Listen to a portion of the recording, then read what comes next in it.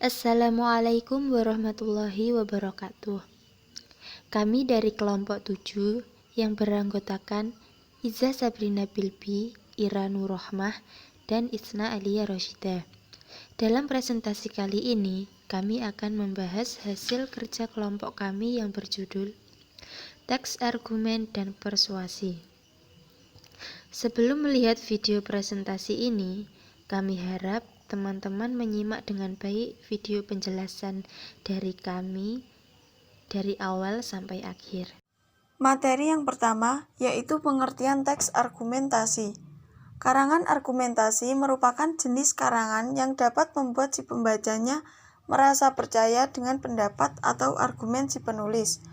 Oleh karena itu, karangan ini bersifat meyakinkan si pembaca agar apa yang ditulis itu benar adanya, tetapi tidak untuk mempengaruhi si pembaca. Menurut para ahli, karangan argumentasi ditulis dengan maksud untuk memberikan alasan untuk memperkuat atau menolak suatu pendapat, pendirian, atau gagasan. Dapat disimpulkan bahwa karangan argumentasi merupakan suatu bentuk komunikasi tidak langsung melalui media tulisan yang bersifat memberikan pandangan dan memposisikan diri untuk meyakinkan orang lain.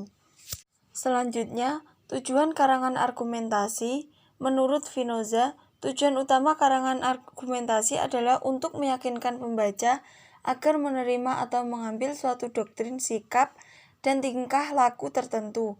Sedangkan syarat utama menulis karangan argumentasi adalah penulisnya harus terampil dalam bernalar dan menyusun ide yang logis. Karangan ini bertujuan membuktikan kebenaran suatu pendapat atau kesimpulan dengan data atau fakta sebagai alasan atau pembenaran pendapat dari pembaca. Selain adanya unsur opini dan data, juga perlu fakta atau alasan sebagai penyokong opini tersebut. Selanjutnya, ciri-ciri karangan argumentasi. Menurut Spinoza, ciri-ciri karangan argumentasi yaitu yang pertama, mengemukakan alasan atau bantahan sedemikian rupa dengan tujuan memengaruhi keyakinan pembaca agar menyetujuinya. Yang kedua, mengusahakan pemecahan suatu masalah. Yang ketiga, mendiskusikan suatu persoalan tanpa perlu mencapai suatu penyesalan. Selanjutnya yaitu langkah-langkah menyusun karangan argumentasi. Yang pertama, memilih dan menentukan pokok permasalahan.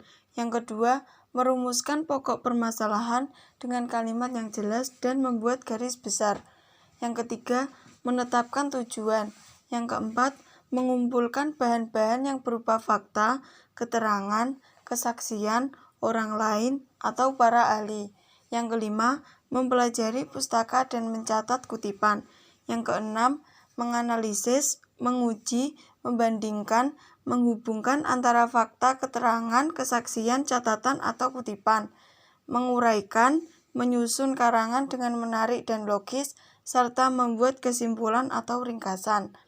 Yang ketujuh, membaca ulang naskah karangan argumentasi demi perbaikan dan penyempurnaan.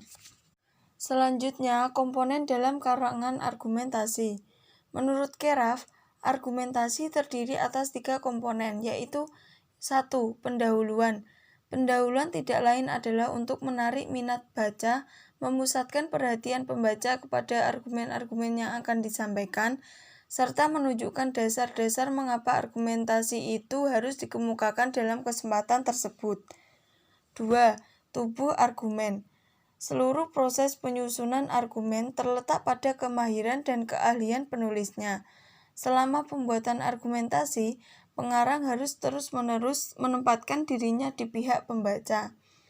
3. Kesimpulan dan ringkasan. Dengan tidak mempermasalahkan topik mana yang dikemukakan dalam argumentasi, penulis harus menjaga agar konklusi yang disimpulkan tetap memelihara tujuan dan menyegarkan kembali ingatan pembaca tentang apa yang telah dicapai dan mengapa konklusi-konklusi itu diterima sebagai sesuatu yang logis. Dalam tulisan biasa, di mana tidak boleh dibuat kesimpulan-kesimpulan, maka dapat dibuat ringkasan dari pokok-pokok yang penting sesuai dengan urutan argumen dalam tubuh karangan itu. Pengertian teks persuasi. Teks persuasi adalah karangan yang berisi ajakan kepada pembaca dan menyampaikan alasan, contoh, dan bukti yang meyakinkan sehingga pembaca membenarkannya dan bersedia melaksanakan ajakan hal-hal yang baik demi kepentingan masyarakat. Lazimnya berbentuk prosa. Syarat-syarat teks persuasi. Yang pertama, watak dan kredibilitas pembicara harus percaya diri dan mampu meyakinkan pendapatnya itu kepada orang lain. Yang kedua, kemampuan pembicara mengendalikan emosi. Hal ini akan mendukung keputusan yang diambilnya.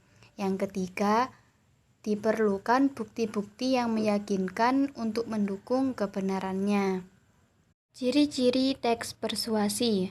Yang pertama, harus menimbulkan kepercayaan pendengar atau pembacanya. Yang kedua, bertolak atas pendirian bahwa pikiran manusia dapat diubah.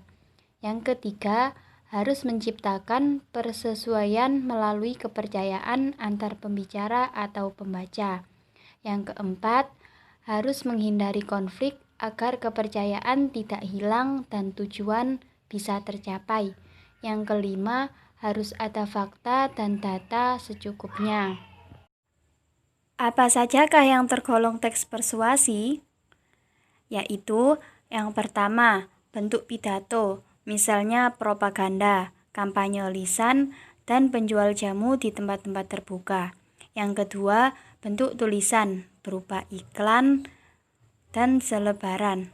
Yang ketiga, bentuk elektronik, misalnya iklan di televisi, bioskop, dan internet. Macam-macam teks persuasi. Yang pertama, persuasi politik. Sesuai dengan namanya, persuasi politik dipakai di bidang politik oleh orang-orang yang berkecimpung dalam bidang politik dan kenegaraan. Yang kedua, persuasi pendidikan. Persuasi pendidikan dipakai oleh orang-orang yang berkecimpung dalam bidang pendidikan dan digunakan untuk mencapai tujuan-tujuan pendidikan. Yang ketiga, persuasi advertensi atau iklan.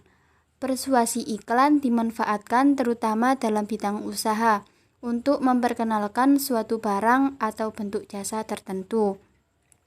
Yang keempat, persuasi propaganda. Objek yang disampaikan dalam persuasi propaganda adalah informasi. Tentunya tujuan persuasi tidak hanya berhenti pada penyebaran informasi saja. Lebih dari itu, dengan informasi diharapkan pembaca mau dan sadar untuk berbuat sesuatu. Terima kasih telah menyaksikan video penjelasan dari kelompok kami. Semoga bermanfaat ya teman-teman. Cukup sekian. Wassalamualaikum warahmatullahi wabarakatuh.